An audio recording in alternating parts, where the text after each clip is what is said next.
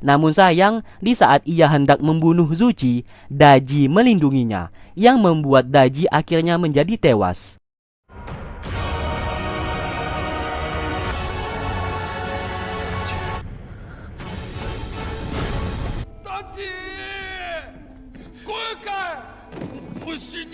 Melihat hal tersebut, Yang Jian merasa bersalah dan memohon kepada Zuchi untuk membantunya supaya adiknya tersebut bisa hidup kembali.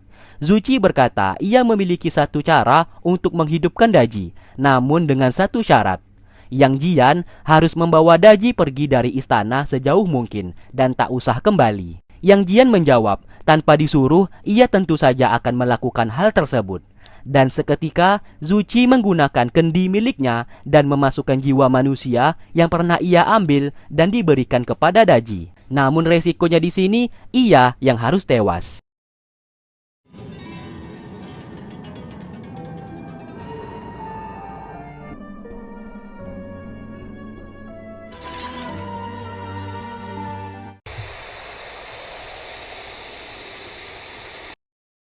Daji kembali ke istana dan melihat kendi milik Zuchi yang hancur berkeping-keping. Ia pun berusaha menyatukan serpihan kendi tersebut agar kembali utuh. Namun tentu saja hal itu sangat mustahil.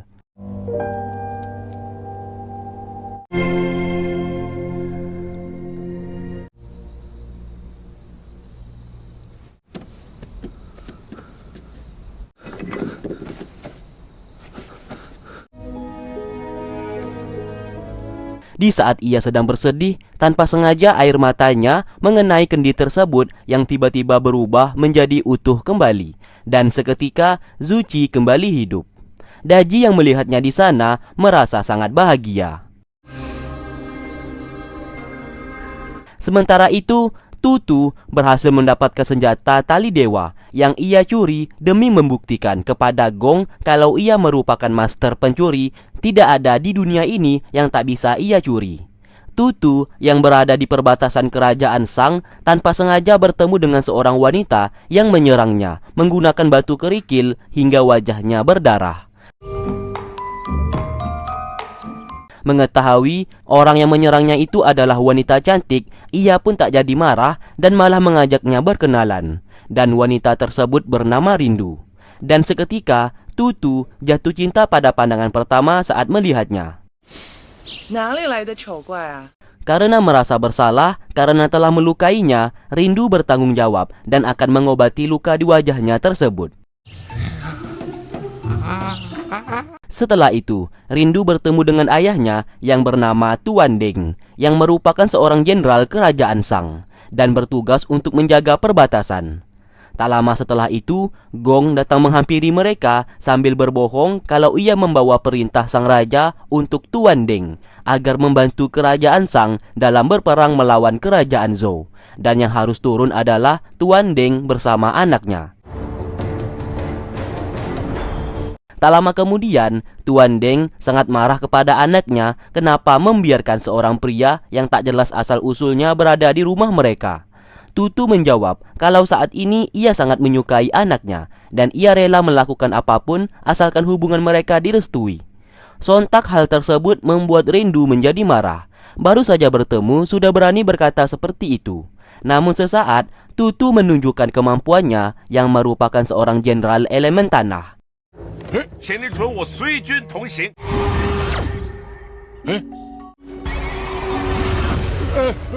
Tuan Deng yang melihat itu memiliki sebuah ide untuk memanfaatkannya dalam membantu kerajaan Sang. Di waktu bersamaan, Gong saat ini mendapatkan kekuatannya kembali, yang ternyata ia sebenarnya iblis kucing yang diangkat menjadi dewa oleh Raja Dewa. Karena ia ditendang dari dunia dewa, makanya Gong tidak memiliki kemampuan apa-apa. Namun saat ini, kekuatan iblisnya telah kembali.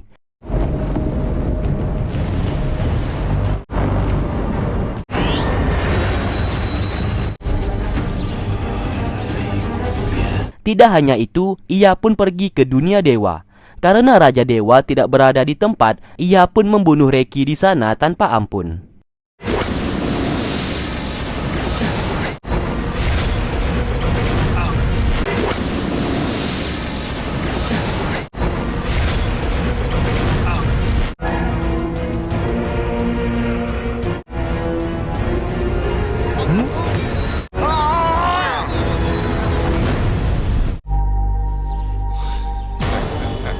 Yang Jian bersama Xiao Er menemui Ziya, dan di sana Ziya berkata ia telah melihat masa depan Daji yang nantinya akan terbunuh. Masa depan itu pun ia perlihatkan kepada Yang Jian, yang merasa tidak percaya.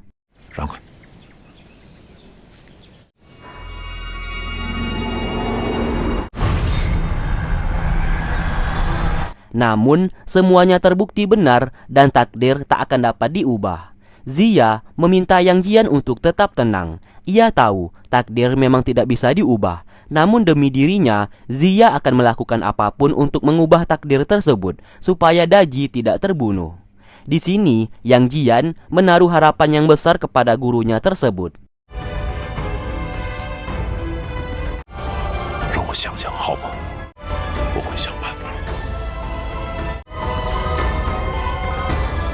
Di malam harinya, Tutu tak henti-hentinya berusaha untuk menggoda Rindu agar suka kepadanya. Namun usahanya itu sia-sia dan Rindu tidak akan mau dengan pria jelek sepertinya. Apalagi ia tahu Tutu merupakan seorang pencuri.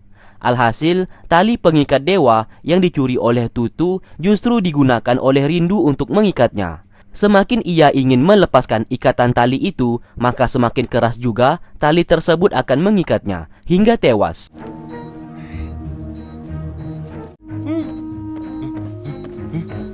Tak lama kemudian, Tuan Deng yang melihat mereka berdua berada di satu kamar membuatnya menjadi marah. Rindu mencoba menjelaskan kepada ayahnya kalau tidak terjadi apa-apa kepada mereka. Setelah Rindu pergi, Tuan Deng langsung menghajar Tutu habis-habisan.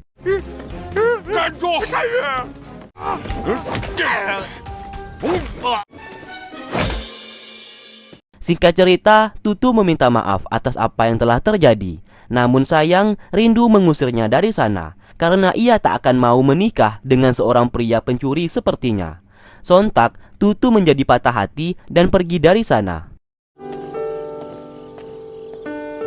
Saat ini, di kerajaan Zhou, semua pasukan dilatih secara ketat oleh Wuji yang menjadi raja baru. Di sana ia berkata kepada Ziya, ia akan menyerang kerajaan Shang dalam waktu dekat. Namun sesaat Ziya menghentikannya dan meminta waktu 3 hari lagi untuk menyerang karena Yang Jian sedang dalam mengumpulkan para jenderal pengendali 5 elemen. Karena tanpa bantuan kelima jenderal tersebut, maka kerajaan Zhou akan kalah.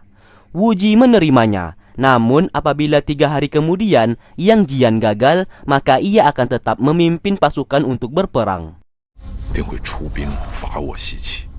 Di lain sisi, Yang Jian sangat bersedih karena memikirkan bagaimana kalau takdir mengenai Daji akan tewas terbunuh tidak bisa ia ubah. Xiao Er lalu mengungkapkan perasaannya kepada Yang Jian kalau selama ini ia menyukainya. Namun sayang, Yang Jian yang mengetahui hal itu meminta maaf karena ia tak bisa membalas perasaannya. Karena bagaimanapun juga di hatinya tetap ada Daji. Sesaat Yang Jian berkata seandainya ada sesuatu hal yang bisa menghilangkan rasa cintanya kepada Daji, mungkin saja ia bisa menerima Xiao Er.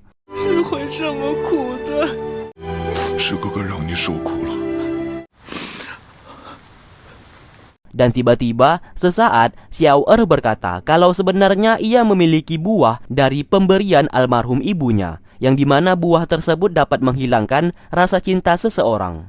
Lantas mereka berdua pun pergi dari sana dan Xiao Er menunjukkan buah tersebut yang tanpa basa-basi Yang Jian langsung memakannya. Dan setelah itu ia pun tertidur.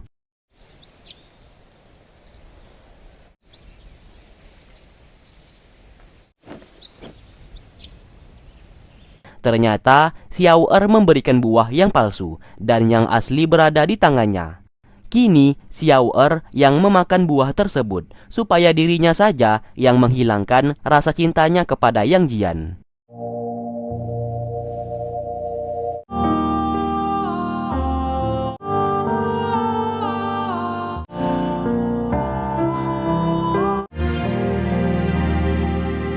Setelah ia memakan buah tersebut, fenomena aneh mulai terjadi, yang ternyata ia merupakan salah satu jenderal pengendali elemen kayu. Dan tanpa ia sadar, kekuatannya itu selama ini bersemayam di tubuhnya, dan baru bereaksi setelah ia memakan buah tadi.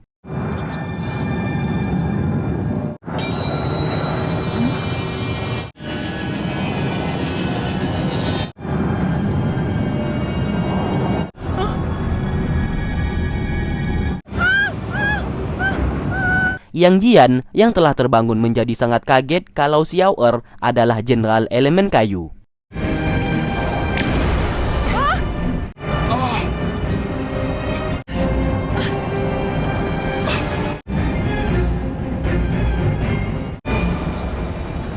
Namun sayang, di sini Xiao Er seperti orang yang berbeda, yang tidak menyukainya. Dan Yang Jian merasakan perubahan itu. Dan pada akhirnya ia sadar kalau buah yang dimakannya barusan pasti yang palsu, sedangkan Xiao Er memakan yang asli.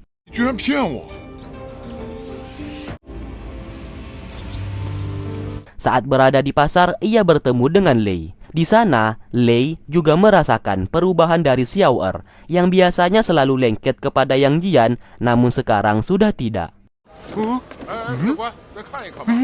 Singkat cerita, Gong kembali menemui Tuan Deng, dan ia memerintahkannya untuk membunuh Yang Jian atas perintah dari sang raja.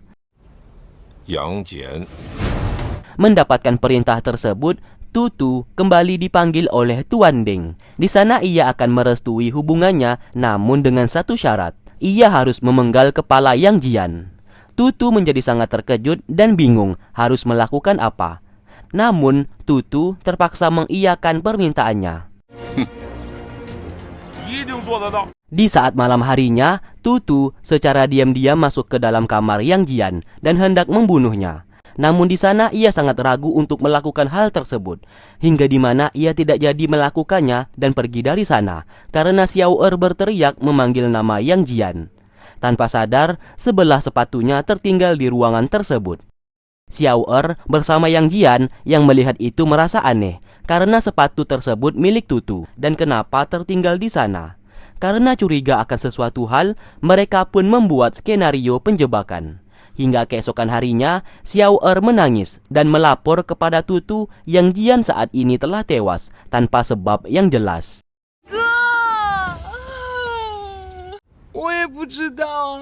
Tutu seketika mengeluarkan pisaunya dan hendak memenggal kepala Yang Jian. Namun sayang, ia terkena jebakan mereka. Alhasil, Tutu langsung disidang kenapa ia ingin membunuh Yang Jian. Tutu mengaku ia sebenarnya terpaksa melakukan hal itu karena disuruh oleh salah satu jenderal kerajaan Shang. Apabila ia berhasil melakukannya, maka hubungannya dengan Rindu, wanita yang ia sukai, akan direstui. Xiao Er curiga kalau Tutu hanya dimanfaatkan oleh Tuan Deng saja. Untuk membuktikan apakah Rindu benar-benar menyukainya atau tidak, mereka harus membuat sebuah rencana, yang dimana Tutu akan diikat agar seolah-olah dikalahkan oleh Yang Jian. Dengan begitu mereka bisa melihat apakah Rindu akan datang untuk menyelamatkannya atau tidak. Singkatnya, Xiao Er menyamar menjadi salah satu pasukan dan menemui Tuan Deng. Di sana ia membacakan sebuah surat dari Yang Jian yang berisikan kalau Tutu merupakan seorang jenderal elemen tanah yang sangat hebat. Namun Tutu dikalahkan oleh Yang Jian dan hendak dibunuh saat ini. Mendengarkan hal tersebut, Rindu menjadi marah kepada ayahnya karena telah memberikan misi tersebut kepada Tutu tanpa ia mengetahuinya. Merasa nyawa Tutu dalam bahaya, tanpa ragu ia pun segera pergi menaiki kuda untuk menyelamatkannya. Bahkan ayahnya yang melarangnya untuk pergi tidak ia pedulikan. Setelah itu, ia berhasil menemui Tutu dan hendak membantunya. Melihat kehadirannya di sana membuat Tutu menjadi senang, karena dengan begitu mereka menjadi tahu kalau Rindu sebenarnya juga suka kepadanya.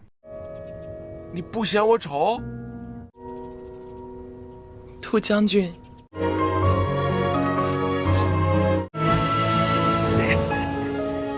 Tak Tak lama kemudian, Xiao Er bersama Yang Jian datang ke sana dan menjelaskan duduk perkara yang sebenarnya. Kalau Tutu merupakan bagian dari kerajaan Zhou dan mereka akan berperang melawan kerajaan Shang.